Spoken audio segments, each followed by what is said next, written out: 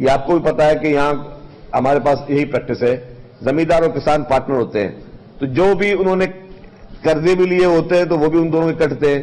تو گورنمنٹ کا کہ جی اس وقت زمیندار تو کہیں نہ کہیں سے اپنے پیسے لے لے گا، کسان کی پوزیشن زیادہ خراب ہے، تو کسان کو 5,000 روپے اگر وہ گندم لگائے گا تو 5,000 روپے پر ایکڑ اس کو، جتنے بھی ایکڑ لگا 10 ایکڑ لگائے گا تو اس کو 50 ملے گی اس کو.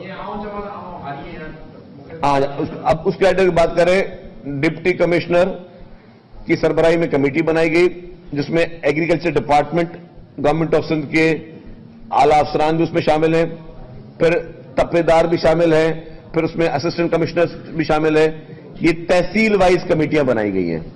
بیسیکلی یہ ڈی سی تو اوور سی کریں گے، لیکن جو تحصیل کی کمیٹیز ہیں، assistant commissioner is the head of the committee along with the members of agriculture department.